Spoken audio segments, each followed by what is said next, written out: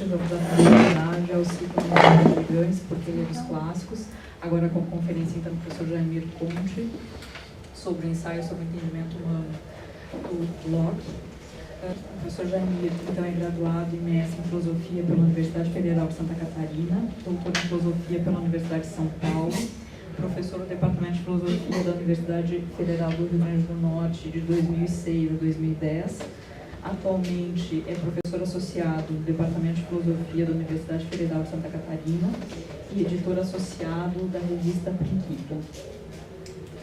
Temas e autores, né, do trabalho do professor Jaimir: Ceticismo Antigo e Moderno, Sexto Empírico, Montaigne, Pascal, Descartes, Berkeley, John Locke, Hume, tradutor de História Natural da Religião, de Hume, Montaigne, de Peter Burke, Ceticismo e Naturalismo, de Strawson, Os Céticos Gregos, de Bouchard, Obras Filosóficas de Berkeley, Tratado sobre os Princípios do Conhecimento Humano, Três Diálogos e Filologos, sobre o movimento, correspondência com Johnson e comentários filosóficos ao Cifron, o filósofo minucioso em preparação. Passo então a palavra ao professor Jaimir. Obrigada, professor.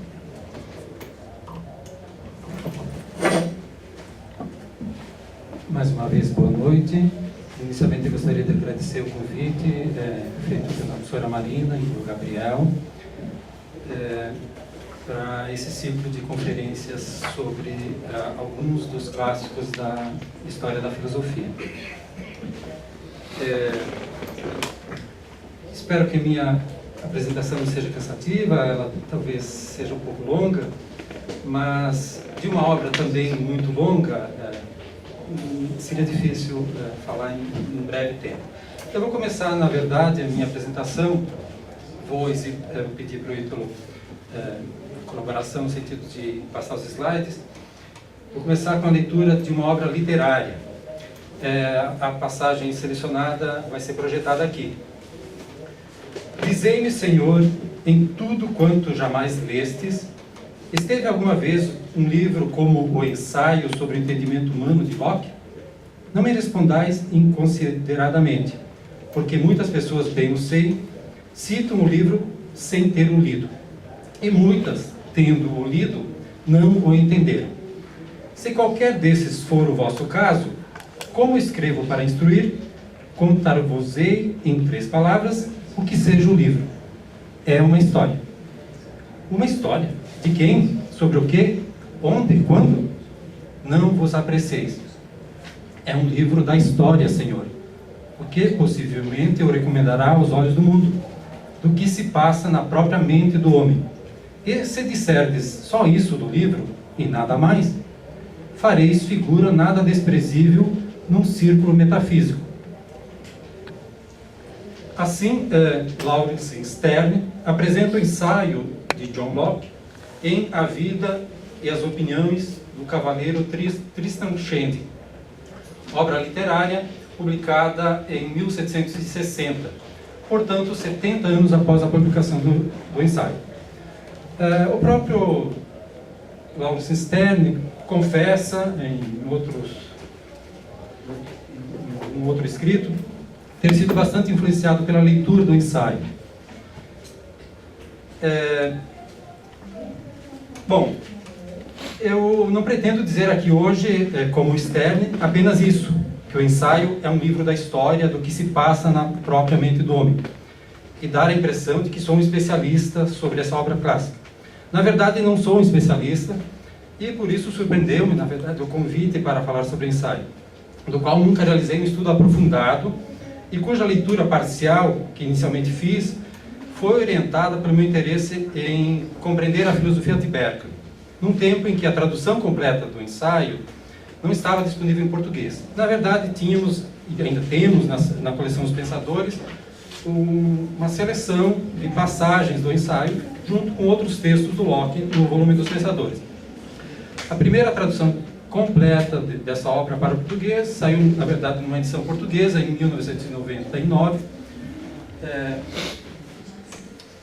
E a primeira tradução publicada no Brasil é de 2013.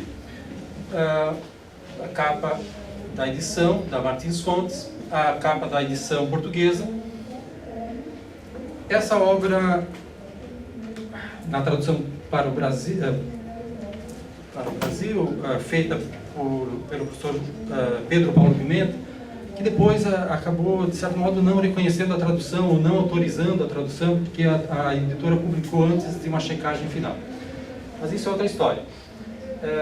O professor Pedro Paulo Pimenta também traduziu um texto que é um rascunho, um draft do ensaio, que foi descoberto mais tarde.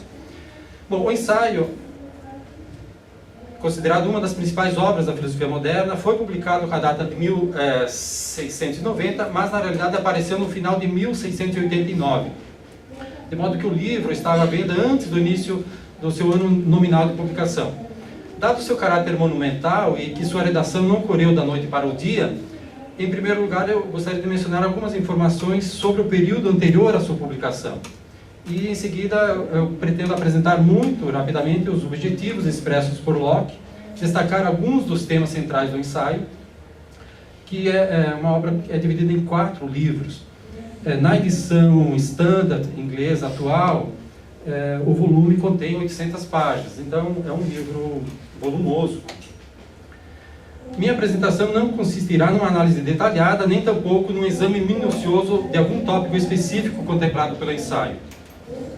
Não pretendo mais que fazer uma rápida apresentação, expor aqueles que parecem ser seus principais objetivos e comentar superficialmente algumas das questões que são abordadas nessa obra, bem como algumas questões que permanecem controversas no debate interpretativo dessa obra. No final, eu falarei brevemente também sobre a recepção e a influência do ensaio, de seu grande prestígio no século XVIII, da queda desse prestígio no século XIX e do renascimento do interesse em torno dessa obra ocorrido no século XX. Ao fazer isso, espero reafirmar o truísmo de que o ensaio é um clássico que merece ser lido. Um clássico, dentre outras razões, porque trata de algumas questões filosóficas permanentes, questões que foram retomadas e renovadas por outras obras clássicas posteriores, o que faz o ensaio uma obra que continua viva na tradição filosófica, tradição sem a qual o pensamento filosófico, na sua forma atual, talvez não existisse. Bom, Locke nasceu na Inglaterra em 1632 e alcançou enorme reputação perto dos 60 anos, graças à publicação de suas obras, especialmente do ensaio. Antes da publicação do ensaio, ele publicou vários textos, alguns dos quais também bastante conhecidos, como as Cartas sobre a Tolerância, a primeira versão é de 1667, e os 2 Tratados sobre o Governo, de 1681. Todos os textos publicados antes do ensaio saíram sem indicação de autoria, e só foram reconhecidos por Locke um pouco antes de sua morte, em 1704. Ao contrário dos demais escritos, o ensaio saiu com o nome de Locke já na primeira edição, o que parece revelar que ele o considerava sua grande realização. A carreira intelectual de Locke foi favorecida por uma excelente educação nos anos de 1650. Ele passou um tempo em Oxford, cujo ambiente intelectual ainda era dominado pelo aristotelismo, mas um ambiente em vias de transformação, especialmente com a fundação, em 1660, da Royal Society, reunindo intelectuais dedicados aos princípios de uma nova ciência devotada ao ideal proposto por Bacon de fundamentar a ciência no método histórico da experimentação e hipótese. Locke tinha familiaridade com as ideias dessa sociedade e se interessou por novas abordagens na medicina e na ciência natural. Na verdade, ele até tem uma história como médico que eu já posso contar depois. Ele mesmo tornou-se membro da Royal Society em 1668. Robert Boyle, considerado o pai da química, era então a principal voz da sociedade. Locke conhecia bem Boyle e foi bastante influenciado por sua obra teórica sobre o mecanicismo atomista ou filosofia corpuscular. Locke desenvolveu amizade também com Thomas Sydenham, não sei se pronunciou corretamente, Christian Huygens e o Newton. Nessa época, Locke estabeleceu amizade com Anthony Ashley Cooper, mais conhecido como Conde de Shaftesbury, que na verdade era um político muito importante, rico, que teve uma grande influência na vida do Locke. Justamente foi Shaftesbury que o convidou para ser seu secretário, e há uma história de que o Locke teria supervisionado uma cirurgia, dado seus conhecimentos em medicina. Bom, então o Locke colaborou durante vários anos com Shaftesbury, e passando a escrever muito sobre política. Em 1667, Shaftesbury convidou Locke para ser seu médico pessoal, secretário e pesquisador. Locke saiu de Oxford e acompanhou Shaftesbury pelos próximos 8 anos. Durante esse período, dedicou-se ao estudo da ciência moderna e continuou sua obra de teoria política. Bom, dadas as tensões entre partidos protestantes e católicos que tornavam a situação na Inglaterra ameaçadora, Locke seguiu Shaftesbury para um exílio na Holanda em 1683. Há suspeitas de que ele mesmo teria conspirado contra os poderosos da época, enfim. Na Holanda, ele concluiu suas cartas sobre a tolerância e trabalhou na redação do ensaio entre 1683 e 1685. Com o advento da Revolução Gloriosa de 1688, a atmosfera política na Inglaterra se transformou e Locke voltou para a Inglaterra justamente nesse ano, e logo depois, 2 anos depois, publicou o ensaio e os 2 tratados sobre o governo. Bom, tudo isso para dizer que a obra não nasce da noite para o dia, que é uma obra gestada durante pelo menos 20 anos, como eu pretendo mostrar na sequência. O ensaio teve 4 edições durante a vida de Locke. A primeira em 1690, a segunda em 1694, a qual já incluía modificações decorrentes de uma primeira nota crítica. Também já incluía uma seção sobre a identidade pessoal, uma seção que causou alvoroço, foi muito influente no debate. Também a segunda edição já incluía, por exemplo, uma resposta a um famoso problema de William Molyneux, e a resposta que Locke oferece a esse problema em si, teve desdobramentos no debate filosófico posterior, reverberando imediatamente em seguida em uma outra resposta diferente por parte de Berkeley. Na França, Diderot e vários outros também retomam esse problema, mas Locke era a fonte inicial, a primeira resposta a esse problema. E eu posso explicar em seguida em que consiste o problema. Ou melhor, agora, que antes, talvez, da apresentação de algumas teses, a apresentação do problema não faça muito sentido. Mas o problema proposto por William Molyneux, que era um filósofo de Dublin, que traduziu Descartes para o inglês, era o seguinte: suponha um cego de nascença que tenha aprendido a discernir, a distinguir 2 objetos do mesmo tamanho, digamos uma bola e um quadrado, uma esfera e um cubo. E um cego de nascença, ele sabe quando está tocando o quadrado, quando está o cubo, quando está tocando a bola. Suponha agora que ele repentinamente recupera a visão, por um milagre, digamos. Saberia ele dizer, apenas pela visão, qual objeto é o cubo, qual objeto é a esfera? A resposta do Locke é negativa, não saberia. E essa foi uma resposta padrão de muitos, e continua sendo uma resposta aceita. Mas, enfim, esse experimento de pensamento proposto por Molyneux gerou muito debate posteriormente. De todo modo, essa questão foi introduzida na segunda edição, esse tratamento desse problema. As modificações ao texto introduzidas por Locke no volume...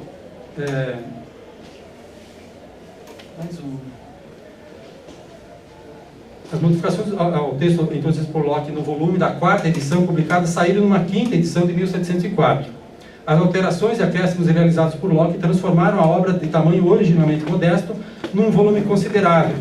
Os acréscimos, ao mesmo tempo em que desenvolveram pontos obscuros, aprofundaram concepções e apresentaram respostas a objeções. acabaram dificultando muito a apreensão da tese central da obra, não somente pela enorme extensão que ela acabou adquirindo, mas também pelas variações no seu estilo. Além das diferentes edições do ensaio, recentemente foram descobertos manuscritos importantes com versões preliminares da obra. Um deles, denominado Draft A, redigido em 1671, portanto, 19 anos antes da primeira edição do ensaio. O Draft A é o primeiro esboço do ensaio. O segundo, o Draft B, intitulado Um Ensaio sobre o Entendimento, o Conhecimento, a Opinião e o Assentimento, é datado do mesmo ano. Já apresenta uma redação mais avançada, que seria mais próxima da edição de 1690.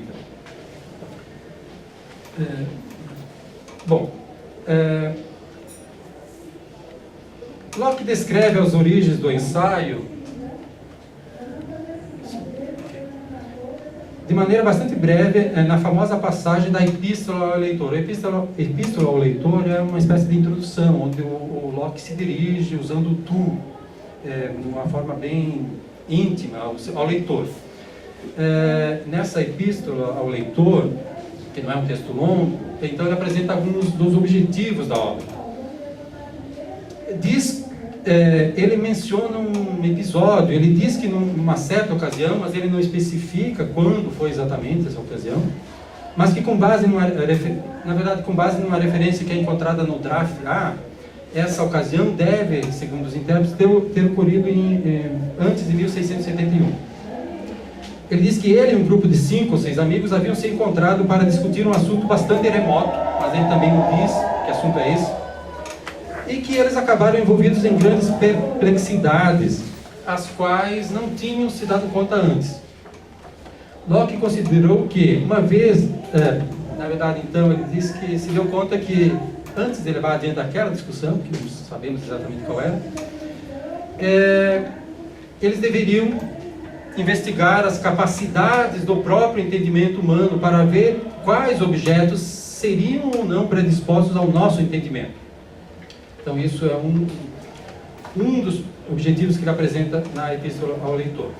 Na continuação da Epístola, ele descreve modestamente a ambição de sua obra como sendo a de servir a ciência natural, subordinando o seu projeto aos mestres construtores da ciência natural do século XVII, e ele menciona aí nomes importantes da ciência da época. Um deles é o Boyle, Williams, Newton, e ele diz: é ambição suficiente da obra dele trabalhar como subordinado na preparação do solo e na remoção do entulho no caminho do conhecimento.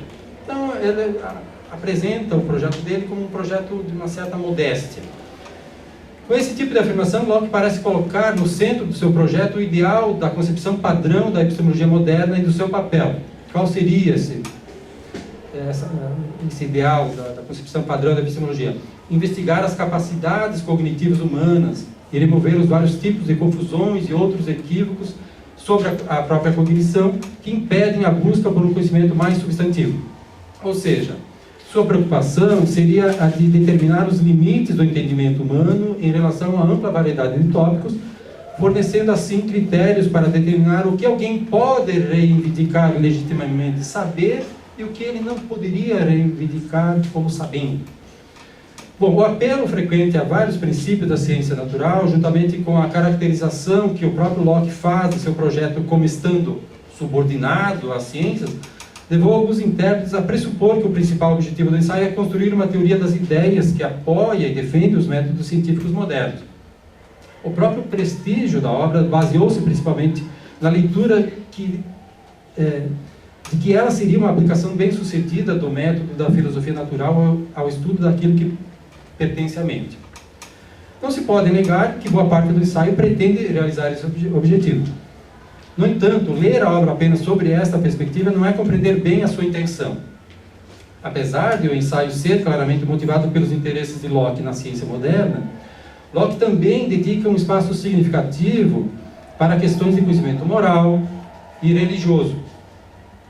Assim, a menos que se considere que esses tópicos são preocupações secundárias de Locke, mas não há razões para fazer isso, se lembrarmos que Locke se ocupou muito com questões sobre moral e religião em textos anteriores ao ensaio, Ele escreveu vários textos sobre isso, sobre tolerância religiosa, sobre razoabilidade do cristianismo, por exemplo.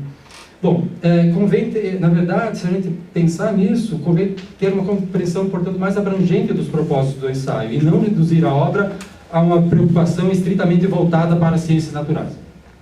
A moralidade e a religião também têm um lugar ao lado da ciência natural como assuntos bastante explorados no ensaio. Eu não pretendo falar muito aqui sobre isso, mas é só importante não perder de vista que esses são temas também que estão no horizonte do Locke. E segundo alguns intérpretes, aquele assunto daquela discussão era sobre moral. Na realidade, o principal interesse de Locke no ensaio não é fornecer os fundamentos para alguma disciplina específica.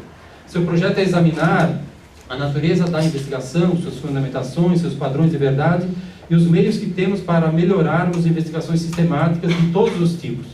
Para Locke, o sucesso em qualquer empreitada, seja a ciência natural, a moral ou a religião, passa por uma investigação sobre a origem e a natureza do próprio conhecimento.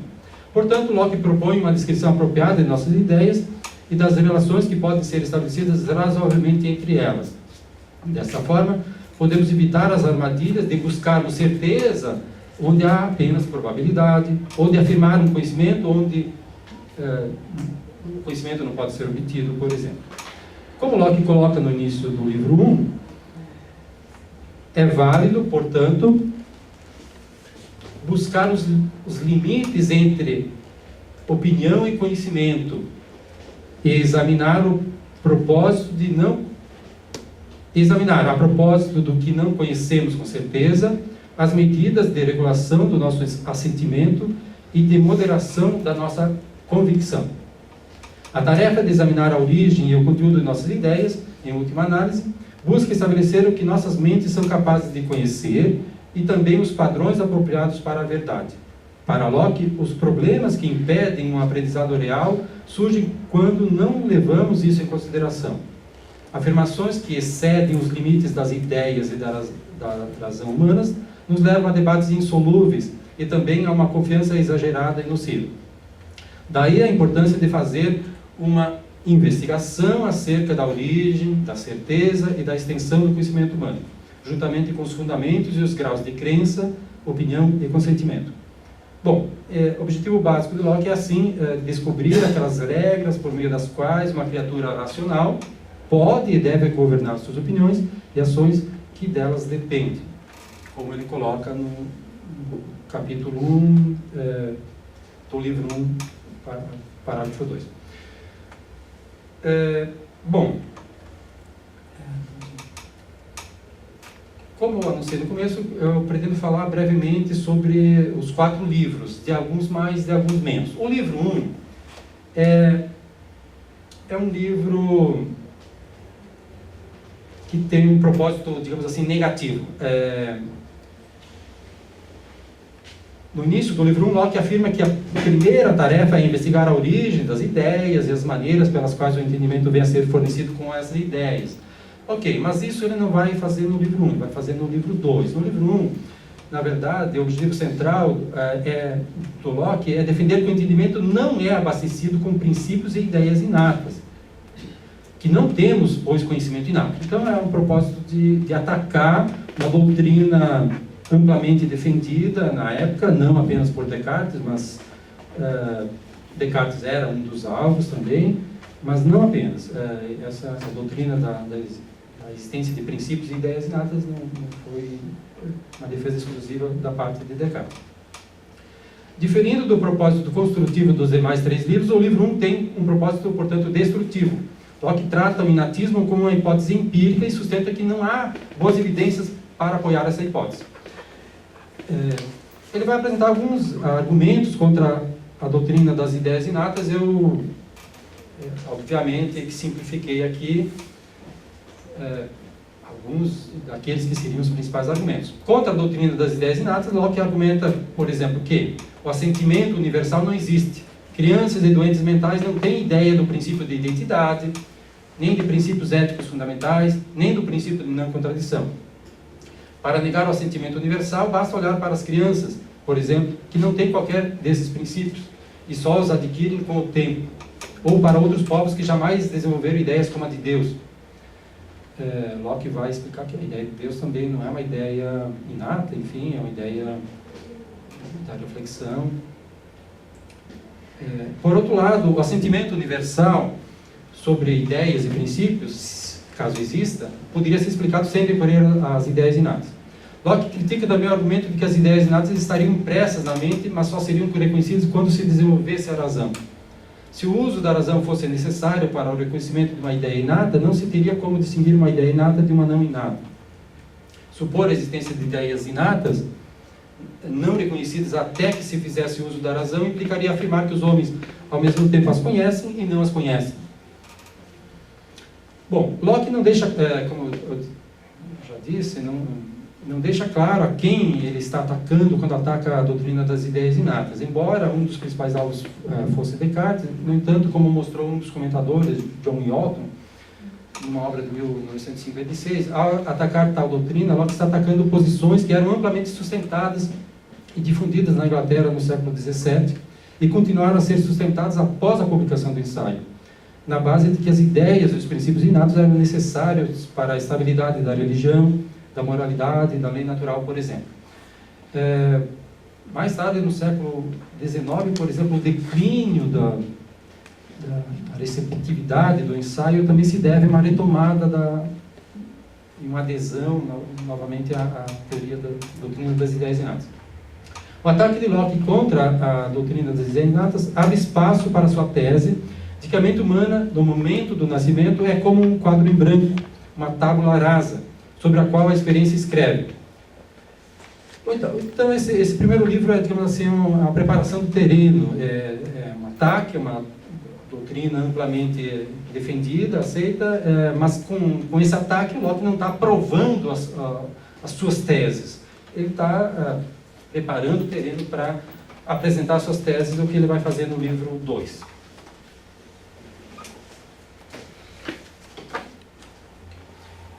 No livro 2, Locke desenvolve sua explicação positiva sobre como a mente adquire várias ideias específicas a partir da experiência. O objetivo de Locke é catalogar as ideias importantes que temos e mostrar como cada uma delas deriva. Ele caracteriza as ideias como os únicos objetos imediatos do pensamento humano e, portanto, em sentido estrito, os únicos objetos do conhecimento. Vou falar mais adiante justamente que essa definição, esse conceito de ideia e a própria definição de conhecimento tem implicações, enfim, tem críticas porque ao defender que os únicos objetos imediatos que a mente acessa diretamente são as ideias, isso nos distancia, portanto, de um conhecimento direto dos objetos do mundo. Nós poderíamos, o Locke vai defender, claro, que nós temos conhecimento dos corpos externos, de objetos externos à nossa mente, mas é um conhecimento indireto, mediado pelas ideias, que seriam como que imagens e representações dos objetos.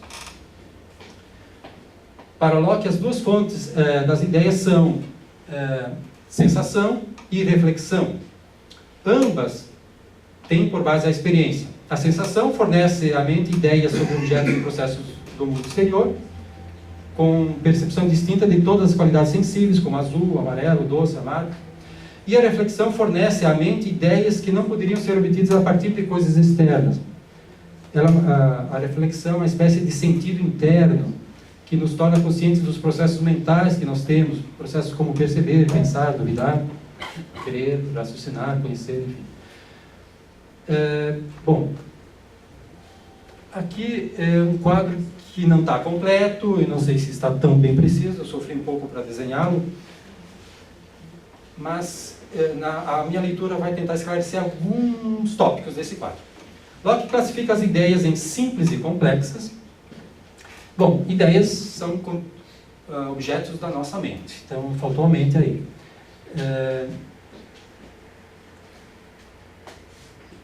Há uma divisão entre ideias da sensação, ideias da reflexão, e algumas ideias podem ser obtidas tanto por sensação ou reflexão. São ideias simples como prazer e dor.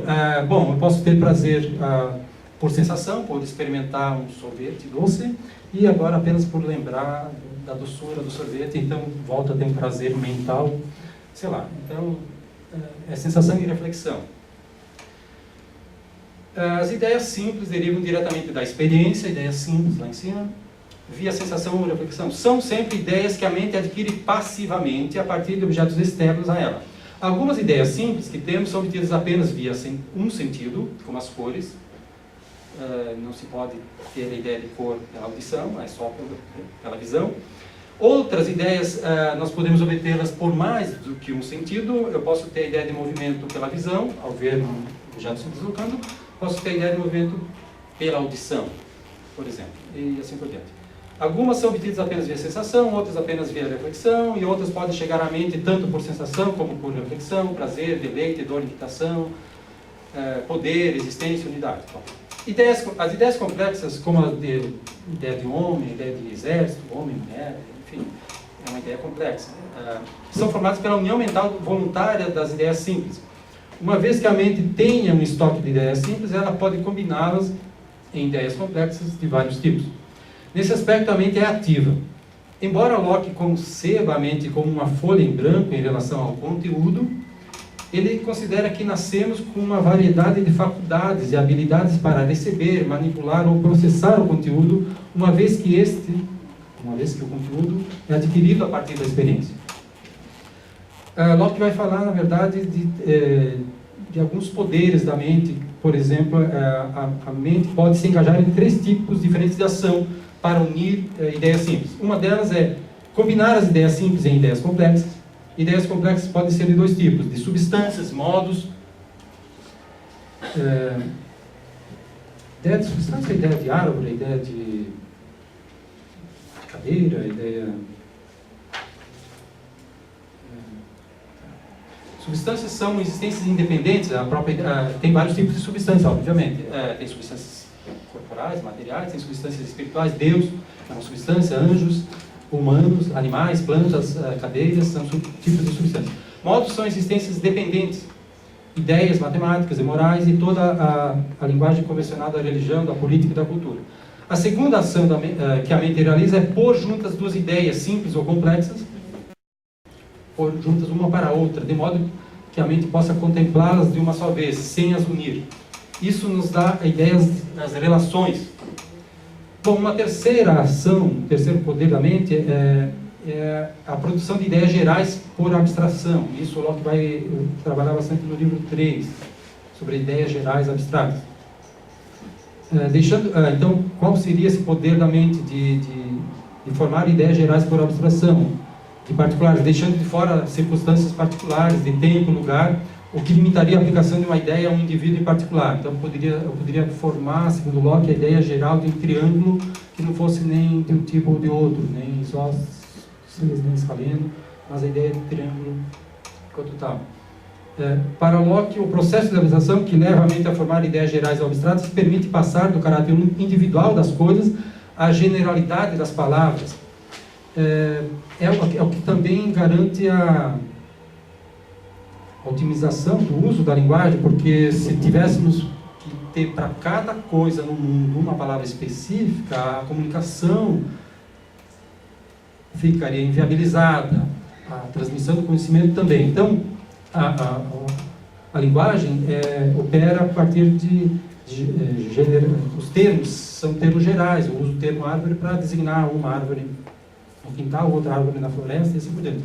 Então, o Locke vai falar desse poder da mente de abstrair, o que leva à formação de termos gerais, de conceitos. Segundo Locke, a generalidade não é uma propriedade das coisas, mas uma consequência da intervenção do entendimento. E, portanto, a generalidade só diz respeito às ideias e às palavras.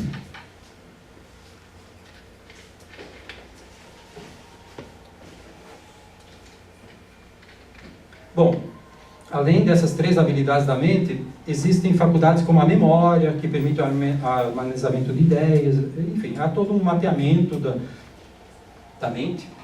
Tendo exposto o mecanismo geral de como as ideias simples e complexas de substâncias, modos, relações e assim por diante são derivadas da sensação e reflexão, Locke também explica como uma variedade de tipos particulares de ideias, tais como ideias de solidez, número, espaço, tempo, poder, identidade e relações morais surgem da sensação e da reflexão. Bom, tendo no livro 1 gastado um bom tempo negando a doutrina das ideias inatas, então Locke precisa oferecer uma explicação para várias ideias. Como é que eu então explico que que usemos a ideia de substância, a ideia de identidade, a ideia de número, a ideia de espaço? Então, ele constrói uma teoria empirista, partindo de uma teoria da percepção, que vai tentar dar conta e oferecer uma explicação baseada na experiência para a nossa formação dessas ideias.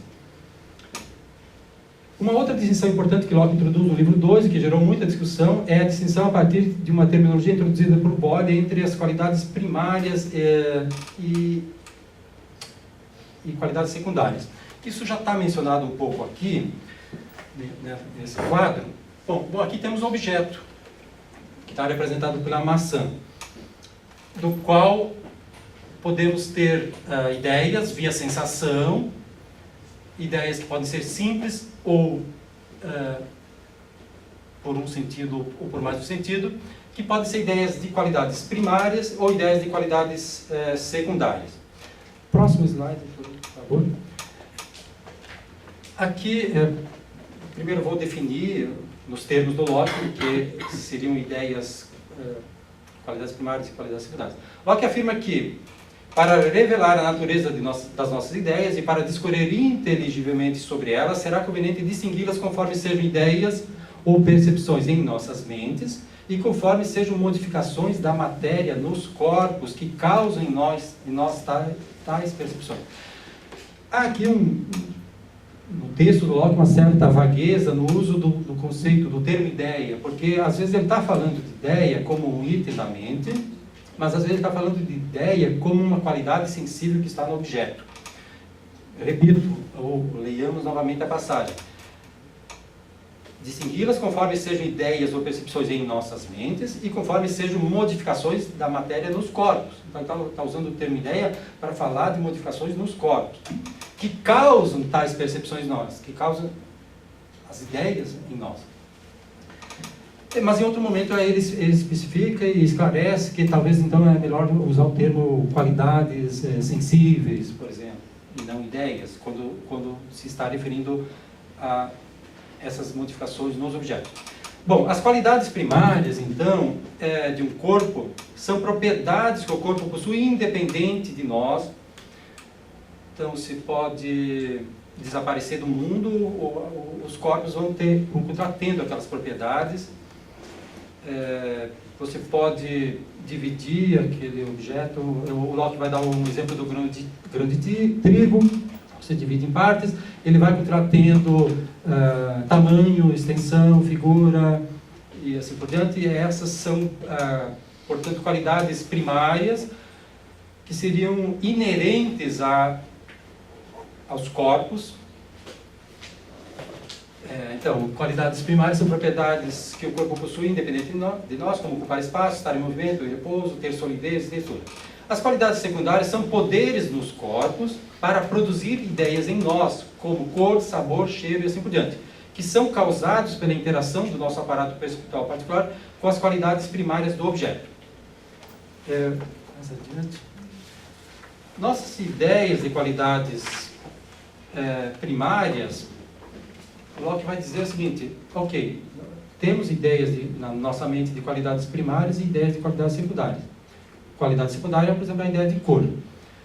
Ok, a ideia que eu tenho de tamanho é uma ideia de qualidade primária. Então, a ideia, como item mental, ela se assemelha à própria qualidade do objeto, o tamanho. O tamanho é uma propriedade, uma qualidade do próprio objeto. Agora, a ideia de cor que eu tenho na minha mente, ela não se assemelha a nada no objeto. Não há algo que corresponda à cor. Eu tenho a ideia na minha mente de cor, vermelho, por exemplo, mas nos corpos há apenas qualidades primárias e certos poderes. O Locke, na verdade, está partindo aqui, daí a importância do Robert Boyle, de uma teoria corpuscular da matéria, que assume determinados pressupostos, que os corpos são substâncias sólidas, extensas, são átomos individuais, está pequeno aqui, corpúsculos individuais dotados de qualidades primárias e poderes. Subiu. Ou os corpos são agregados ou coleções de átomos.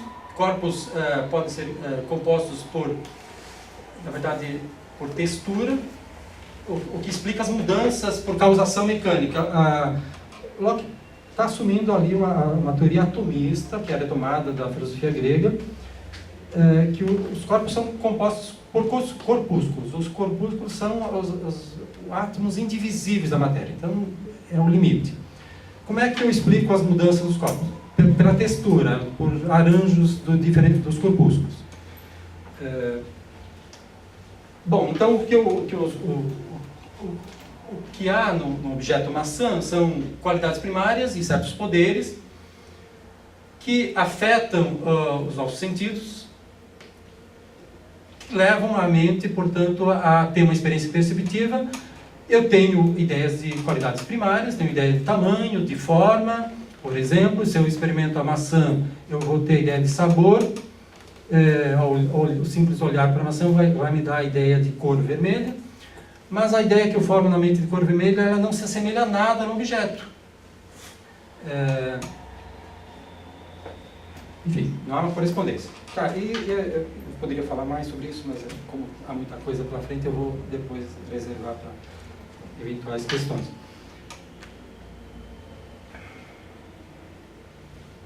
Bom, esse quadro, por enquanto é isso, Ítalo, você pode...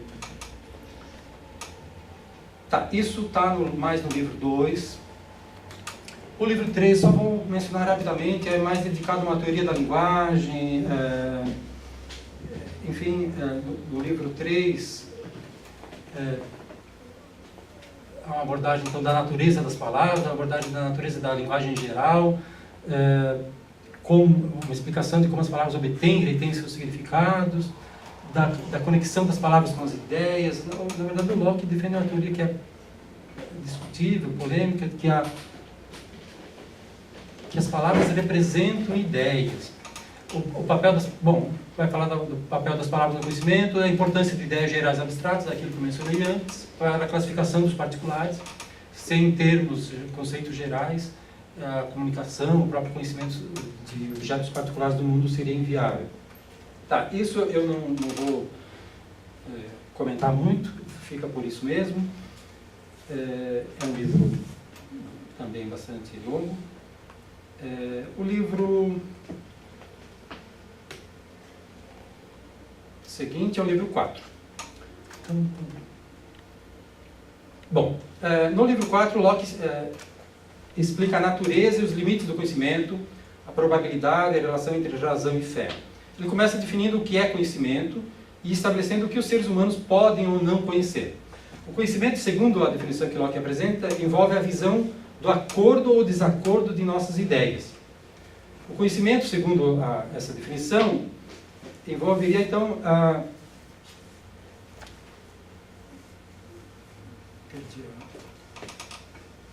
envolve a visão do acordo ou desacordo da nossa ideia. Okay? Ele nada mais é, segundo a definição do Locke, do que a percepção da conexão e concordância ou discordância, oposição e discordância entre quaisquer de nossas ideias. É uma definição que ele oferece para como entender a noção de conhecimento. Uma definição que parece, na verdade, não deixar nenhum lugar para o conhecimento dos corpos externos, uma vez que aquilo que percebemos imediatamente é diretamente, aquilo que a mente tem acesso direto, imediato, são as ideias. É o único conteúdo que a mente tem acesso imediatamente. Então, se aquilo que percebemos imediatamente e mesmo aquilo sobre o que imediatamente relacionamos são sempre ideias particulares existentes em nossas próprias mentes, como é que se dá a conexão das nossas ideias com o mundo? É claro, Locke tem uma teoria causal das ideias. Está um pouco explicado pelo quadro anterior. Com relação ao acordo ou desacordo entre as ideias, Locke distinguiu 4 tipos. Primeiro tipo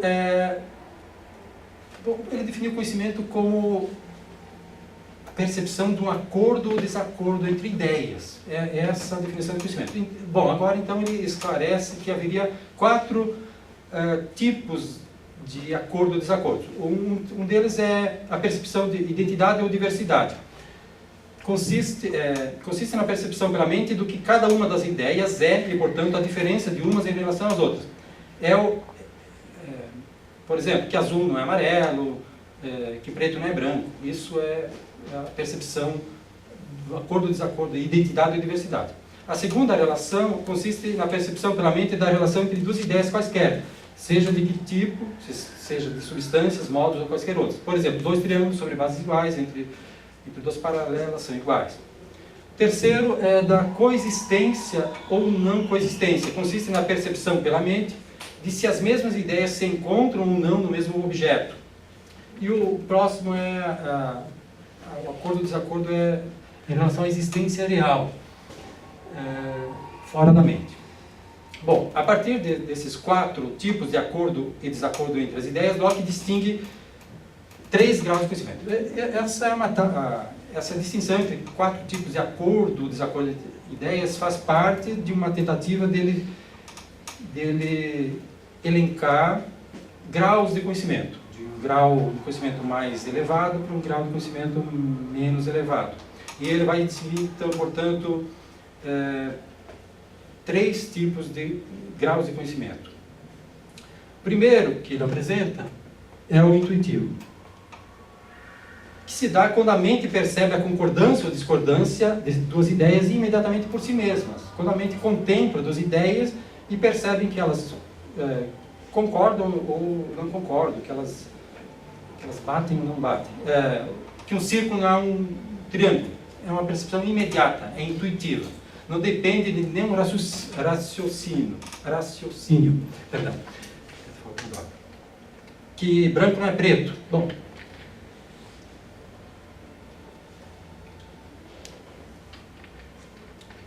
Isso. Então, esse é um conhecimento intuitivo. Não é um conhecimento que não é mediado por nenhum não precisa de nenhum raciocínio.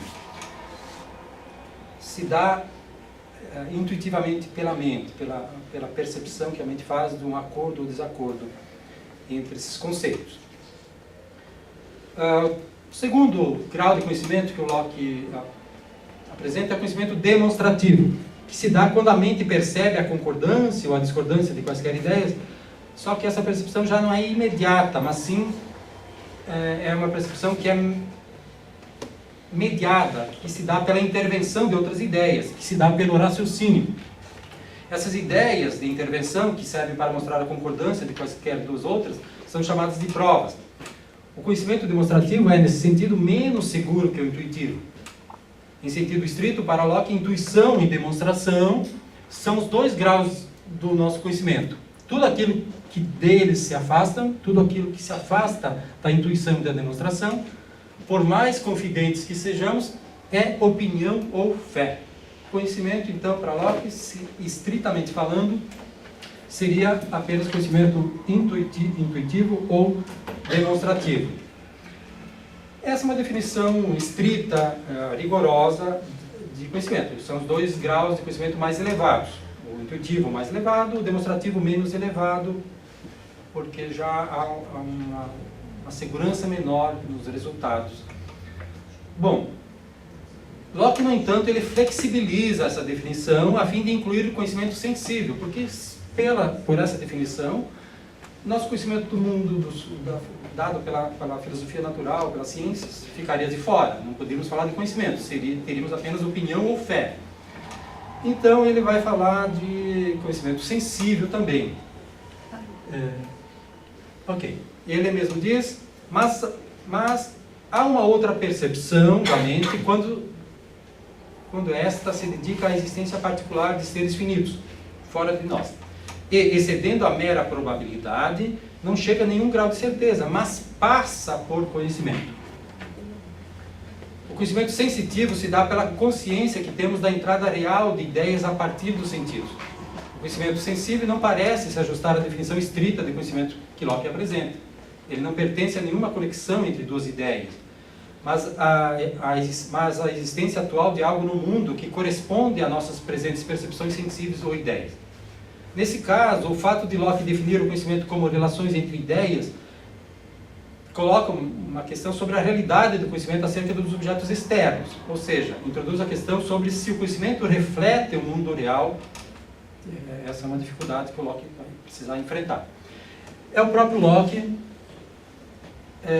que responde a esse problema. Bom, é anterior. É evidente que a mente não sabe as coisas imediatamente, mas apenas pela intervenção das ideias que tem delas. Nosso conhecimento, portanto, revela-se real apenas enquanto houver conformidade entre as nossas ideias e a realidade das coisas. Coloca-se para Locke, a partir daí, a questão de saber como a mente percebe a concordância das ideias com as coisas. A essa pergunta, Locke responde que, no que concerne às ideias simples, não pode haver dúvidas sobre tal correspondência, já que a mente não pode criar tais ideias por si só. Para responder a essa questão, no que diz respeito às ideias complexas, Locke passa a considerar o conhecimento científico. Sua análise culmina com a distinção entre dois tipos de ciência, as ciências demonstrativas e as ciências experimentais. Embora todo conhecimento seja, em última instância, baseado em ideias simples, consideradas representativas das coisas, e nesse sentido não é meramente imaginação ou fantasia, é também formado de ideias complexas. Tais ideias são formadas segundo um dos dois processos, ou pela comparação constante com os objetos, da forma como existem fora da mente, na realidade, ou pela comparação entre ideias, comparação essa efetuada na mente e, portanto, sem necessidade de comparação com o mundo exterior. Nesse caso, as ideias complexas não dependem diretamente da existência externa dos fenômenos a que dizem respeito, e a sua veracidade depende única e exclusivamente das relações estabelecidas entre elas.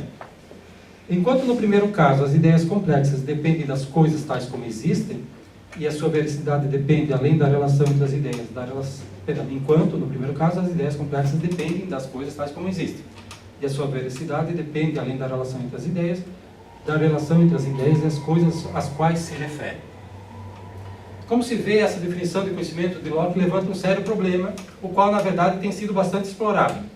Se o conhecimento é a percepção do acordo ou desacordo de quaisquer de nossas ideias, não estamos presos ao círculo das nossas próprias ideias? O que dizer sobre o nosso conhecimento da real existência das coisas? Locke se deu conta desse problema e argumentou que a implausibilidade das hipóteses céticas, como a hipótese do sonho de Descartes, juntamente com as conexões causais entre qualidades e ideias em seu próprio sistema, seria suficiente para resolver o problema. Ele, na verdade, enfim, vai introduzir, digamos, ao tratar do conhecimento sensitivo, vai ter que dar conta da noção de probabilidade. Bom, para Locke, o que então podemos saber com que grau de certeza? Pela definição que ele apresenta de conhecimento, nós teríamos conhecimento intuitivo da nossa própria existência, conhecimento demonstrativo, por exemplo, da existência de Deus. Então, esses são conhecimentos que têm um grau de segurança excelente. Também, podemos também conhecer com certeza as verdades da moralidade, da matemática. O Locke é um racionalista, né, sobre a moral nesse sentido. Porque são ideias cuja adequação é garantida pelo fato de que estabelecemos tais ideias como modelos ideais aos quais outras coisas devem se adequar, em vez de tentar copiar algum arquétipo externo que só podemos compreender inadequadamente. Por outro lado, nossos esforços para compreender a natureza dos objetos externos limitam-se em grande parte à conexão entre suas qualidades aparentes. A verdadeira essência das coisas está escondida de nós. Embora, em geral, suponhamos que as coisas sejam uma combinação distinta de átomos que causam um agrupamento de qualidades aparentes que nos levam a vê-las como espécies de coisas distintas. Nosso conhecimento das coisas materiais é probabilístico, portanto. Mais opinião do que conhecimento, portanto. Assim, nosso conhecimento dos objetos externos é inferior ao nosso conhecimento matemático e moral, é inferior ao conhecimento de nós mesmos, é inferior ao conhecimento de Deus.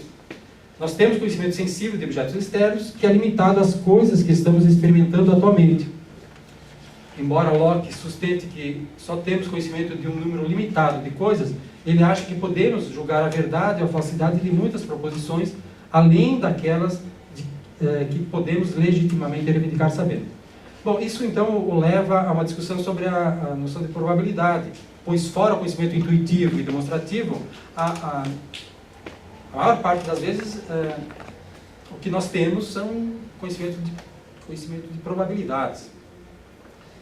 E daí a passagem que ele coloca na sequência, essa passagem. Se demonstração é mostrar a concordância ou discordância entre duas ideias, por intermédio de uma ou mais provas, cuja conexão é constante, imutável e visível, probabilidade é a mera aparência de concordância ou discordância entre duas ideias por intermédio de provas, cuja conexão não é constante, não é imutável e visível, ou que, mesmo não sendo perceptível, é suficiente para induzir a mente a julgar que a proposição é verdadeira ou falsa, e não o contrário. Isso não quer dizer que probabilidade não tenha um valor, ao contrário, justamente o Locke está tentando mostrar que tem. O raciocínio provável, por esse motivo, é um argumento similar em certos aspectos ao raciocínio demonstrativo, que produz conhecimento, mas também diferente em certos aspectos cruciais. É um argumento que fornece evidências que levam a mente a julgar uma proposição verdadeira ou falsa, mas sem uma garantia de que o juízo está correto. Esse tipo de juízo provável apresenta-se em graus, indo de quase demonstrações e certeza até inverossimilhança e improbabilidade e assim por diante. Está correlacionado com graus de assentimento que vão desde garantia total até conjectura, dúvida e desconfiança. Então, mesmo com relação à noção de probabilidade, tem variações, uma probabilidade maior pelo próprio conceito de probabilidade. Como um dos objetivos de Locke é discutir que grau de assentimento devemos dar a várias proposições, devemos aderir, ter confiança em certas afirmações ou não ter confiança em certas afirmações, esse é um dos propósitos do ensaio. Oferecer, digamos assim, regras para guiar nosso assentimento às várias proposições. Como um dos objetivos do Locke é discutir que grau de assentimento devemos dar a várias proposições, quando ele descreve os fundamentos da probabilidade, ele cita a conformidade da proposição ao nosso conhecimento, observação e experiência, e o testemunho de outros que estão relatando sua observação e experiência. Em relação ao testemunho, devemos considerar o número de testemunhas, sua integridade, sua habilidade na observação, testemunhos contrários, assim por diante. Ao julgar racionalmente o quanto assentir a uma proposição provável, essas são as considerações relevantes que a mente deveria fazer. Bom, não vou me estender muito sobre esse tópico, é só para, como disse, a ideia não era oferecer aqui um tratamento exaustivo, era só dar um panorama. Esse é o assunto central do livro 4. Então, claro, não apresentei todos os detalhes, seria inviável em pouco tempo dar esse panorama da obra e ser ao mesmo tempo bastante preciso sobre os vários assuntos. Prometi no começo que falaria, para além dessa breve apresentação dos 4 livros que compõem o ensaio, falaria um pouco da interpretação de alguns problemas que são inúmeros os problemas que são levantados contra a teoria do Locke. Vou mencionar, por exemplo, 2 aqui. Uma das questões interpretativas que permanece no debate acadêmico é se Locke sustenta ou não uma versão da teoria representacional da percepção, que é ilustrada por aquele quadro anterior. O que é uma teoria representacional da percepção? A ideia é que nós não temos um acesso direto às coisas, é um acesso mediado por representações, como diz o nome da teoria representacional da percepção. Muitos intérpretes sustentam que Locke se compromete com uma teoria representacional, isso parece ser tranquilo de aceitar. Embora esses intérpretes argumentem que Locke não é um cético sobre o mundo exterior, eu também acho que não é. Na verdade, é bastante claro que ele se esforça para ser um realista, ontológico, para mostrar que existe um mundo exterior, que nós temos provas de que há um mundo exterior. E ele oferece no livro 4 alguns argumentos para provar a existência das coisas externas. E também zomba das hipóteses céticas que levantam dúvidas sobre a existência do mundo exterior. Enfim.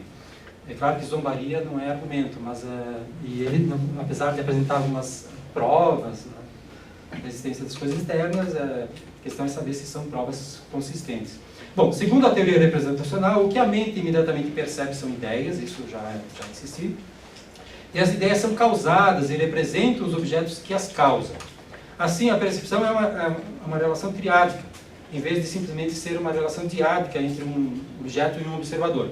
A teoria relacional diádica é conhecida como realismo ingênuo, porque sugere que o observador está percebendo diretamente o objeto, o que seria uma visão ingênua porque está aberta a sérias objeções. A gente sabe, desde que lê Platão, que o realismo ingênuo é suscetível a várias críticas. No entanto, as versões da teoria representacional também estão sujeitas a sérias objeções. Um dos primeiros a levantar objeções a Locke foi o Berkeley, ao interpretar Locke como um representacionalista. E o Berkeley, na verdade, interpreta também o Descartes como um representacionalista. O representacionalismo consistiria em considerar que as ideias seriam como imagens ou representações. A imagem copiaria o objeto original do mundo externo, mas como o nosso objeto imediato da percepção é a imagem, seríamos impedidos de ver o original. Ou seja, é aquilo que o Locke vai dizer. Qual é o problema dessa teoria? Se você diz que temos acesso apenas a ideias que são imagens das coisas, mas não, e que essas nos dariam conhecimento das coisas, mas se você não tem um acesso direto às coisas, como é que você sabe que a ideia se assemelha à coisa? Você teria que sair, ocupar um terceiro nível, olhar para as próprias coisas e olhar para a ideia e dizer que as duas batem.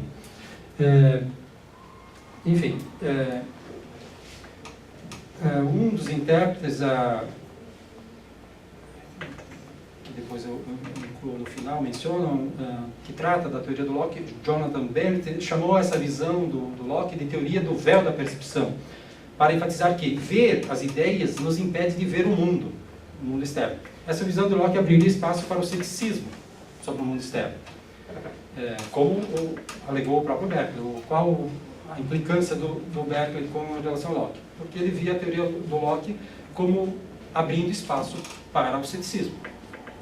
Bom, uma outra questão que tem sido motivo de controvérsia desde a primeira publicação do ensaio é o que Locke quer dizer com o termo substância. Tendo rejeitado a teoria das ideias inatas, obviamente que seria uma grande lacuna em seu projeto se ele não fosse capaz de mostrar de que modo podemos derivar a ideia de substância a partir da sensação e da reflexão. O projeto dele era tentar explicar, mostrar como a partir da experiência, a partir da sensação e reflexão, a mente é abastecida por todos os tipos de ideias que ela forma, que ela tem. Ele estaria, pois, como explicação que a ideia de substância é adquirida pela sensação ou pela reflexão. Mas não parece ser esse o caso, conforme o próprio Locke afirma. Eu cito uma passagem. Como essa ideia, a ideia de substância, não nos chega pelos caminhos pelos quais as outras ideias nos são trazidas à mente, o resultado é que não temos nenhuma ideia clara desse tipo de substância, ideia de substância. E, portanto, todo o significado que damos à palavra substância é uma suposição incerta de um não sei o que. Isto é, de algo de que não temos nenhuma ideia distinta e positiva particular, que tomamos como o substrato ou o suporte das ideias que conhecemos. Porque, rigorosamente, quando olho para um objeto, para uma mesa, o que eu percebo são as qualidades sensíveis. Tamanho, forma, cor, e cor não estaria lá. Mas cadê a percepção, cadê minha experiência via sensação da substância? Se ela é entendida como substrato, suporte das qualidades perceptíveis. Bom, a distinção entre qualidade... tem toda uma discussão, tem intérpretes que tentam oferecer uma resposta a partir de uma discussão que o Locke oferece, de uma distinção entre essência real e essência nominal. Há um debate interpretativo sobre como o Locke explicaria a ideia de substância. Mas esse foi um dos assuntos que gerou muita repercussão imediatamente. E como vou mostrar logo a seguir, num dos primeiros leitores mais perspicazes, que foi o próprio Berkeley. Eu vou falar então rapidamente que sim, existem inúmeros outros problemas que a teoria do Locke enfrenta. Eu aqui nem sei se ilustrei os dois mais relevantes. Mas são dois problemas que parecem ser motivo de debate entre os internos. A recepção, crítica e influência do ensaio. Como a minha leitura da passagem do Sterne sugeriu, Locke foi um best-seller. Essa obra é de 1760, portanto, 70 anos depois do ensaio, e o Sterne, que é um literato, diz que foi muito marcado pela leitura do ensaio. O ensaio foi imediatamente lido e criticado ou acolhido pelo ambiente acadêmico da época, atingindo o estatuto tanto de uma obra clássica quanto de um manual amplamente utilizado por estudantes quase imediatamente após sua publicação. Tanto na Inglaterra quanto no continente, onde muitas obras do Locke tornaram-se conhecidas em traduções francesas, mesmo antes de sua morte, o ensaio foi recebido com grande atenção, aceitação e simpatia.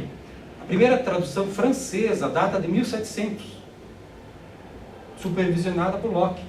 Foi realizada por Pierre Coste. Então, isso mostra que o ensaio foi imediatamente difundido. O ensaio foi logo adotado, por exemplo, no Trinity College de Dublin, na Irlanda, no qual Berkeley ingressou em 1700. Berkeley nasceu em 1685, então com 15 anos ele entra no Trinity College.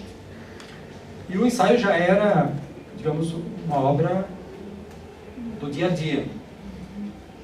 Berkeley talvez tenha sido o mais perspicaz dentre seus primeiros leitores. Tem um outro sujeito que também era um bispo, cujo nome eu não saberia pronunciar agora, mas que foi um bom leitor também do Locke, levantou inúmeras objeções e Locke foi obrigado a travar uma correspondência com ele, porque ele foi não era uma correspondência assim, um escreve para o outro, cada um publicava um texto. Esse outro bispo, cujo nome eu não saberia pronunciar agora, publicava uma resenha crítica longa e o Locke respondia publicando uma outra resenha crítica de 200, 300 páginas. Então teve aí um bom leitor em vida, ao qual o Locke respondeu, que fez várias objeções e foi um leitor refinado. Mas Berkeley, na verdade, foi muito marcado pela leitura do ensaio. Isso está bastante claro nos textos Tratados sobre os Princípios do Conhecimento Humano, que é uma obra que ele publica em 1710, portanto, com 25 anos. E o Berkeley cita literalmente passagens do ensaio, coloca Locke no centro de seus ataques contra a existência da matéria, rejeitando, dentre outras concepções de Locke, a noção de substância, a distinção de qualidades primárias e secundárias, a teoria das ideias abstratas. Locke ataca várias coisas, várias teses do Locke. Aliás, a introdução dos princípios é basicamente dedicada ao ataque à teoria das ideias gerais abstratas, onde Locke é o alvo principal e o Locke é citado literalmente. O Berkeley também ataca duramente a distinção que foi melhor formulada justamente por Locke, a distinção de qualidades primárias e secundárias, mas é uma distinção que estava presente na tradição, que remonta a Galileu, embora não com essa terminologia, porque a terminologia qualidades primárias e secundárias foi introduzida por Boyle, mas a rigor a discussão estava presente no debate da filosofia moderna e claro, ao atacar a distinção entre qualidades primárias e secundárias, o Berkeley não está tomando apenas Locke como alvo central da crítica, está também atacando outros defensores. Que mais? Mais um passinho. Há uma outra prova de que Berkeley foi um grande leitor do ensaio, que são os cadernos de anotações que o Berkeley manteve por volta de 1707, portanto, antes da publicação do tratado. Berkeley não teve, é claro, a intenção de publicar são dois cadernos, mas foram descobertos mais tarde. Era uma espécie de diário da vida intelectual, onde o Berkeley fazia anotações, lembretes, lembrar disso, comentar isso, ter presente isso, porque estava com o projeto de escrever o tratado, que ele publicou em 1710, e esses dois cadernos são uma espécie de roteiro de assuntos, de temas que ele está lendo e está pensando ali uma série de questões. e são inúmeras as referências que ele faz a Locke, do tipo, lembrar disso, livro 4, capítulo 1, parágrafo tal, comentar isso, comentar aquilo. Então, Locke é um dos autores mais citados nesses 2 cadernos de anotações. Vou dar uns exemplos, algumas passagens na sequência, eu extraí da minha tradução. Tenho mais certeza que o Sr. Locke da existência e realidade dos corpos, uma vez que ele só alega ter o que chama de conhecimento sensível, ao passo que eu creio ter conhecimento demonstrativo de sua existência, entendendo-os como combinações de poderes em um substrato desconhecido. A substância material é ridicularizada por Locke, livro 2, capítulo 3, tá? Todo conhecimento é só acerca de ideias. Está aqui falando da definição do Locke. Seguindo. Memorizar, o M aqui. Discutir com cuidado o livro 4, capítulo 4 de Locke. Só um lembrete. Então, está lá no caderno, lembrar disso. Discutir tal parte. Estou mais distante do ceticismo que qualquer homem. Conheço com um conhecimento intuitivo a existência de outras coisas, assim como minha própria alma.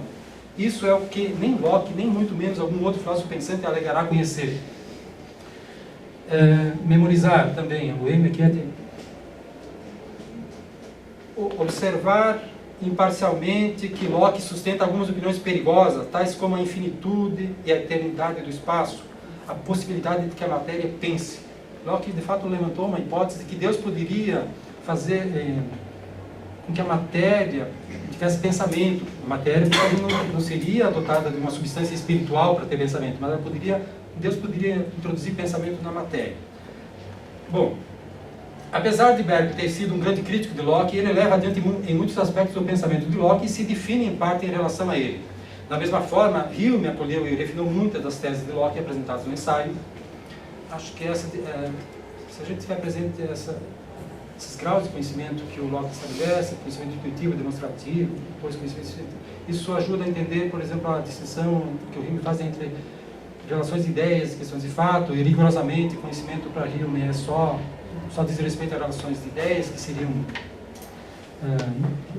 aquele tipo de conhecimento que independe da experiência, pode ser dito a priori. Bom, o impacto de... Então, sobre Hume também não vou falar mais nada. Não é à toa que Berkeley e Hume são justamente associados como os 3 grandes expoentes da tradição empirista, tendo Locke como o fundador, digamos assim. Claro que tem elementos da tradição empirista antes, mesmo em Bacon, mas é Locke o grande expoente, considerado o pai do empirismo. Bom, o impacto de Locke no continente europeu foi imenso, em particular na França, a ponto dele ser considerado provavelmente o mais influente filósofo da época moderna, o intelectual soberano do século XVIII. Locke desfrutou de grande reputação entre filósofos franceses como Voltaire, Diderot, Lametrie, Buffon, Condillac e Rousseau. Tem um quadro na sequência que eu apresento essas mais adiante. Enfim, são as inúmeras figuras, algumas, porque outras eu omiti aqui. Voltaire foi um grande admirador e defensor de Locke, chamou Locke de Hércules da metafísica, em virtude de Locke ter fixado os limites da mente humana. Em suas cartas sobre a nação inglesa, Voltaire afirmou que, depois de tantos anos terem escrito o Romance da Alma, um sábio finalmente surgiu que lhe fez simplesmente a história. Locke desenvolveu no homem a razão humana, da maneira como um excelente anatomista explica as molas do corpo humano.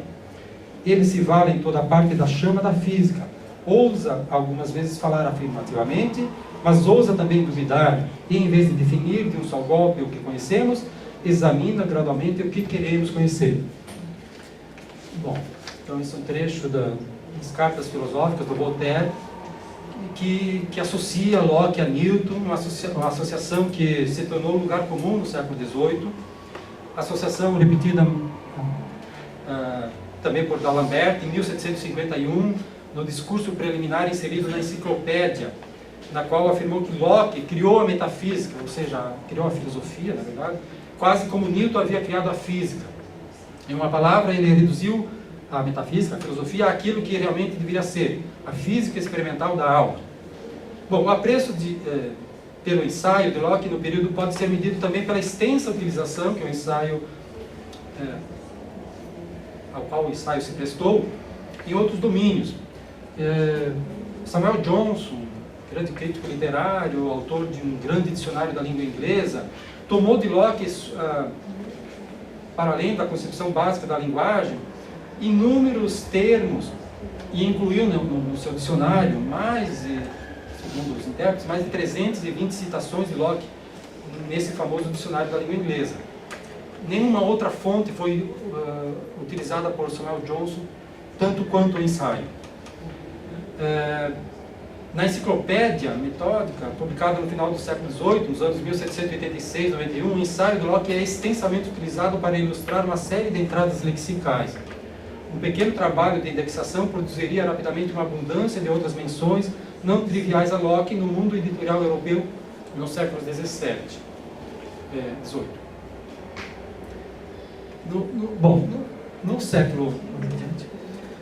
No século XX, aí há um declínio do prestígio do ensaio. Nos primeiros anos do século, Samuel Coleridge referiu-se com desprezo ao ensaio, alegando que o estilo era deplorável, que a obra defendia o materialismo, que a filosofia apresentada não era original, que consistia de um plágio de Gassendi, de Hobbes.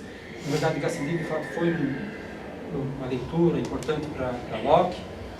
Que Locke devia a sua reputação por conta da defesa de argumentos populares a favor da liberdade política e que ele havia entendido tão mal Descartes, de modo a repetir com ele novos erros. Coleridge alegou que Locke não era merecedor da companhia de Milton e que deste um companheiro mais digno seria o Bacon. O pensador francês ultraconservador Joseph de Maistre proclamou que o início da sabedoria consistia no desprezo da filosofia do Locke. Esse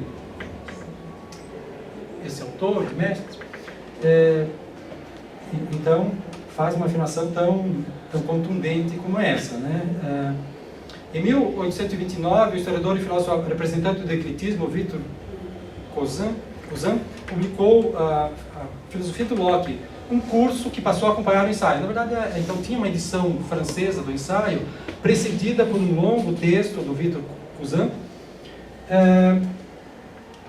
mas era um texto de crítica, né, à posição, à teoria do Locke. O texto de Cousin, no qual criticava Locke, foi amplamente acolhido. Cousin foi o principal responsável pela retomada de Descartes, cujo pensamento, como sua defesa das ideias inatas, era considerado conveniente à religião e aos valores tradicionais. Então há uma retomada aí, digamos assim, da doutrina, das ideias inatas, e um menosprezo pela posição do Locke. No final do século XIX, encontramos uma apreciação um pouco mais positiva, por exemplo, por Peirce e por William James. Peirce, eu já estou no final. Peirce salientou que o ensaio de Locke defendia que os homens devem pensar por si mesmos, que o pensamento autêntico é um ato de percepção, que não deveríamos deixar de reconhecer um elemento de verdade na praticabilidade no pensamento de Locke, que o colocaria na mesma altura de Descartes. William James também falou elogiosamente do ensaio e encantou-se com a, cito, devoção de Locke ao experimentalismo, com seu senso comum e com seu ódio das ideias obscuras e nebulosas. Bom, no século XX, não no começo, na verdade, a partir da década de 50, é que passa a haver uma retomada dos estudos mais sérios sobre a filosofia do Locke. Falo aqui, particularmente, do ensaio, né? Porque, claro, não vamos esquecer os textos políticos, enfim, aí tem uma outra história. Então, desde então, foram publicados importantes trabalhos sobre Locke, dentre os quais estudos de John Walton, a interpretação do Jonathan Bennett, do Mackey, ou do Michael Ayers, 2 volumes, é uma obra importante. Há inúmeros outros. Michael Ayers situa Locke em todos os debates filosóficos de sua época e mostra que o ensaio é uma obra monumental, extensa, ambiciosa. Na expressão do Ayers, é uma obra que contém teses musculosas e radicais sobre vários assuntos. Enfim, visto retrospectivamente e considerando o grande número de grandes pensadores que se sentiram impactados e influenciados pelo ensaio, não precisamos concordar com todas as suas teses para considerá-lo um clássico que merece ser lido. Ainda que algumas das suas teses possam ser consideradas equivocadas, muitas de suas advertências sobre como podemos nos equivocar, cair em erro, confiar em ilusões e nos tornarmos pouco razoáveis, parecem abrir caminho para o seu propósito de nos mostrar como sermos razoáveis. O chamado à responsabilidade pelas crenças que sustentamos e alegações de conhecimento que fazemos permanece como uma das inúmeras mensagens vivas do ensaio, o que por si só já justifica a sua leitura. Isso, obrigado.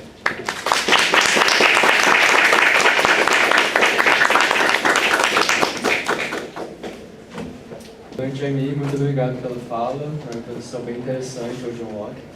E eu queria, se for possível, que pudesse falar um pouco mais qual é a teoria das ideias gerais que Locke defende e o que é que o Berkeley encontrou nela de problemático.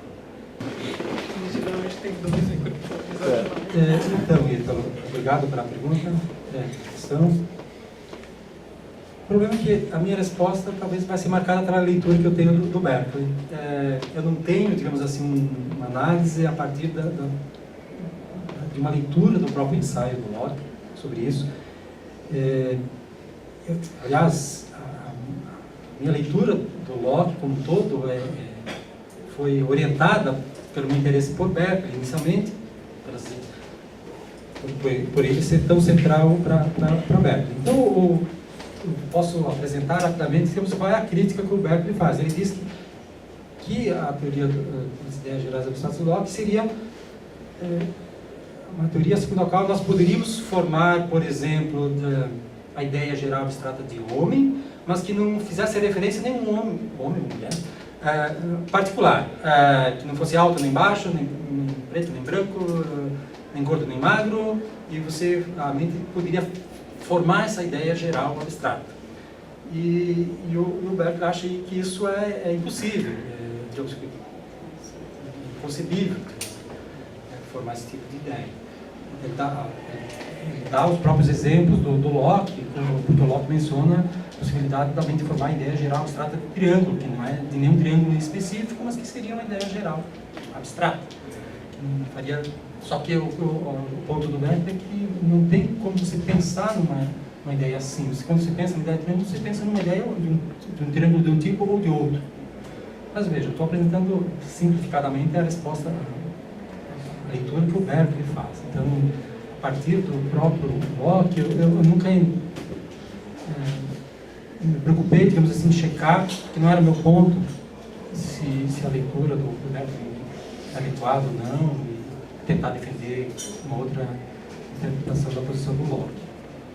Mas fica como desafio para descobrir se é isso mesmo, se a leitura do Berkeley é adequada ou não. Eu acho que o Berkeley é um bom leitor, em geral leu muito bem, ele captou muitas implicações da teoria do Locke e oferece algumas respostas bem interessantes. Ao mesmo tempo, ele partilha, eleva, assume várias posições também. Mas, digamos assim, o outro ponto é sobre a distinção de qualidades primárias e secundárias. Um dos alvos principais, sim, é o Locke. Mas eu acho que o Berkeley entendeu bem qual era o problema aí.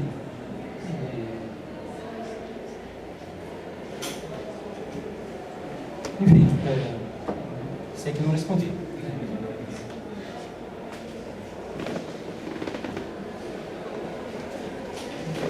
Mais alguma questão? Obrigado, professor Jaime. Eu, na verdade, queria uma espécie de esclarecimento, se pudesse falar um pouquinho mais sobre essa noção de substância em Locke, né? Porque parece que havia uma certa leitura do Berkeley de que Locke abria para um certo ceticismo com relação ao mundo exterior, né? Com a existência do mundo exterior.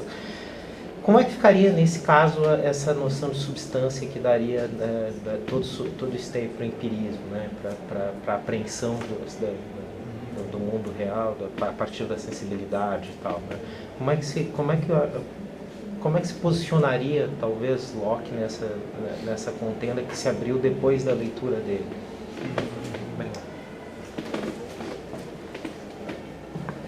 Eu temia por essa questão. Que o Locke é confuso, né, sobre esse conceito. Ele tem uma parte que ele é bastante irônico, ele menciona lá a história do príncipe indiano, da tartaruga, né? Ele está em um momento de ironia ali. Bom, o que é que suporta o mundo? Então, bom, supunham a tartaruga. E no caso ele está falando, os filósofos então supõem a substância como suporte das qualidades. Ele parece estar ali atacando a noção. No entanto, ele defende o uso, ele acha que ele não está negando o conceito, é usado pela tradição. Então, ele precisa oferecer algum tipo de resposta para o sentido do conceito de substância. Mas, ao mesmo tempo, ele fala, então, de um não sei o quê. Nós não teríamos uma sensação, o quê? É um conceito formado por ideia de reflexão, mas você não tem a percepção pela sensação da substância, né? Isso é inacessível. A única coisa que você tem acesso dos objetos são as qualidades sensíveis, perceptíveis. De fato, o Locke, aí tem alguns intérpretes vão tentar mostrar justamente que essa noção de substância também está associada a uma distinção que o Locke faz entre essências reais dos corpos e essências nominais, e o Locke está negando que nós tenhamos conhecimento das essências reais dos corpos, e portanto isso também, o acesso à noção de substância também estaria inviabilizado. Você teria conhecimento das essências nominais, enfim, daquilo que define os corpos. Mas o ponto do Berkeley é justamente porque ele acha que o Locke está postulando ali a existência de um algo impercebido, do qual teríamos uma ideia. Mas se você não tem acesso a esse algo impercebido, como é que você sabe que a ideia corresponderia a esse algo impercebido? Então o Berkeley acha que isso abre espaço para o ceticismo. Então, qual o ponto do Berkeley para atacar o ceticismo? É negar a distinção entre coisas e ideias.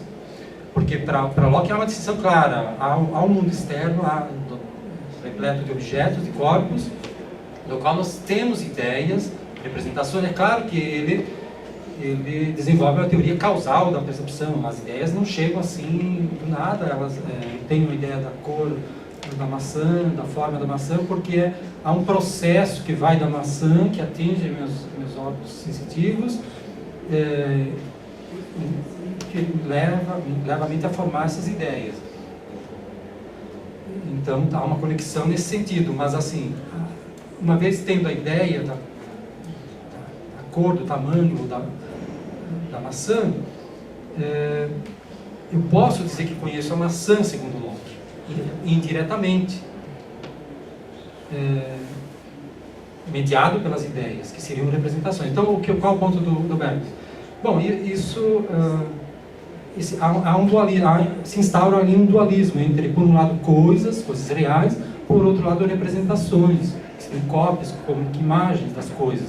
Se eu não tenho acesso a esse outro lado, que seria impercebido pela mente, pelo menos diretamente, como eu posso confrontar e dizer que as ideias são semelhanças, né, das coisas?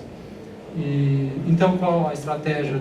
É bastante simples do Berkeley. É negar a distinção, é negar o dualismo, dizer que negar, no fundo, é negar a velha distinção entre aparência e realidade.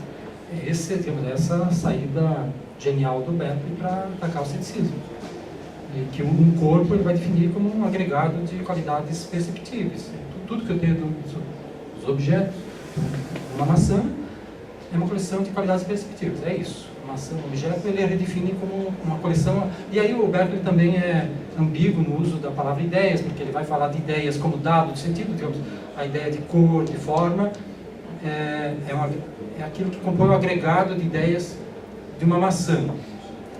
Bom, mas Mas o Berkeley justamente começa o primeiro parágrafo dos princípios distinguindo 3 tipos diferentes de ideias. E um sentido é ideias nesse sentido de dados dos sentidos, de qualidades dos próprios corpos. Essas não estão na mente, estão nos objetos. O Berkeley não está dizendo que a maçã está na minha mente. Só que o objeto é uma coleção de ideias. Por isso pode ser percebido. Por outro lado, para Berkeley tem ideias que estão na mente, e tem ideias da memória, imaginação. Então ele faz uma distinção entre tipos de ideias, mas um primeiro sentido é a ideia entendida como qualidade, sentido como qualidades sensíveis, que seriam componentes dos objetos. E aí é importante para ele defender que os nossos sentidos nos dão conhecimento real dos corpos, defender que nós percebemos a verdadeira cor dos objetos. A cor não, é uma qualidade sensível dos objetos para Berkeley, não é? Bom, e aí até porque qual a implicância do Berkeley com relação à distinção? É que os mesmos argumentos que são usados e Locke reconheceu como relevantes para mostrar que qualidades secundárias são, digamos assim, efeitos da mente ou itens subjetivos, os mesmos argumentos servem para mostrar que qualidades primárias também seriam qualidades subjetivas. Se eu admito que cor é apenas um efeito da minha mente, uma qualidade que está uma ideia da minha mente, eu tenho que admitir que forma também porque eu não consigo perceber forma sem cor. Então, é inconcebível você pensar tem que ser uma forma sem cor. Se eu admito que qualidades como cores estão na mente, para Berkeley, então qualidades como forma também deveriam estar na mente, nesse sentido. Tá, eu estou simplificando, e a terminologia está meio vaga aqui, mas o ponto, eu fugi da questão. Mas para Berkeley também tudo estava relacionado a esse conceito de substância, porque ele via que a distinção mantida por Locke era uma distinção importante para ele afirmar há uma substância, sim, que existe fora da mente, impercebida. Então o Berkeley via a distinção de qualidades primárias e secundárias também como dando suporte à noção de substância. Assim como ele via a teoria da abstração do Locke como dando suporte ao conceito de substância. Então, só que o Locke é bastante confuso, de fato, os intérpretes dizem isso. Eu estou apelando para o argumento de autoridade, não sou eu que estou dizendo. Ele mesmo diz, não sei o quê. Então, bom, é isso.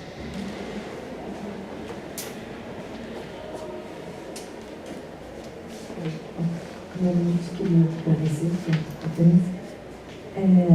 Eu queria um pouco entender o que Locke entende como abstração.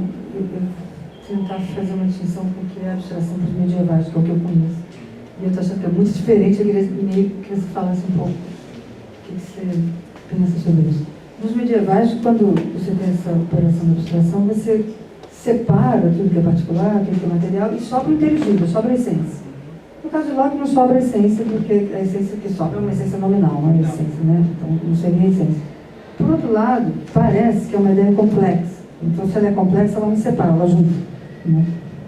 Pelo menos naquele quadro ali, ela apareceu como, dentre as ideias complexas, aparecia a abstração, e não simples. Então, a ideia é a seguinte: nos medievais, a abstração significa separação, você separa tudo que é particular, tudo que é material, sobe o inteligível. No Locke não sobe o inteligível ali.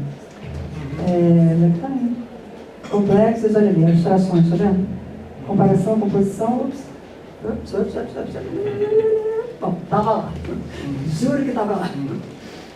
Bom, em todo caso, ela é complexa, portanto, parece que ela junta, tá ali. E não e ela junta, bom, ela não separa, porque não chega ao inteligível, ela junta, mas o que ela junta não compõe nada essencial. Eu não sei, eu estou te perguntando o que é a abstração. Por que é chamada de abstração uma coisa? Primeiro, por que a abstração se ela não separa, ela junta?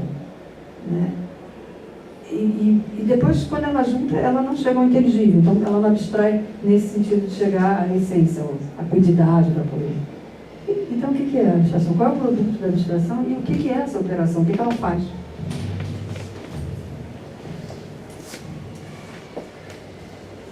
Pergunta difícil. Eu juro que não saberia responder, mas tem, onde acompanho o Locke, tem a ideia de separação. A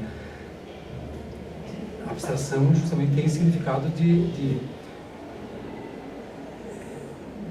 separar aquilo que não é comum, de ficar só com aquilo que é geral, comum, que é, digamos, na ideia de homem, na ideia geral abstrata de homem. Então eu excluo aquilo que não é comum a Pedro e João. Eu fico... Mas já não fica com a essência. Mas é um termo geral, quer dizer... Locke, claro, isso vai ser importante para ele defender aí uma teoria da linguagem, da empregabilidade de termos gerais, mas o Berkeley ataca, acho que, por exemplo, a generalidade está no decoro do uso, digamos, o termo se torna geral quando ele se refere a vários particulares. A generalidade é apenas isso para Berkeley. O Locke acha que a mente opera, faz esse processo de abstração para chegar à ideia geral. Enquanto que, por exemplo, uma das críticas então, que o Berkeley faz a teoria das ideias gerais, a generalidade decorre do fato de um termo designar vários particulares, só isso. Mas eu sei que não respondi, a pergunta é difícil, é uma parte do texto do Locke que eu saberia destrinchar muito bem.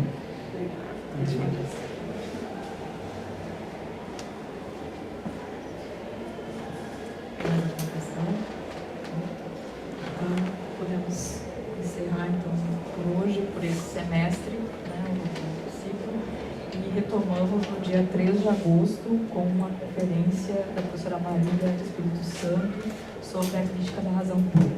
Então, um bom recesso a todos e muito obrigada.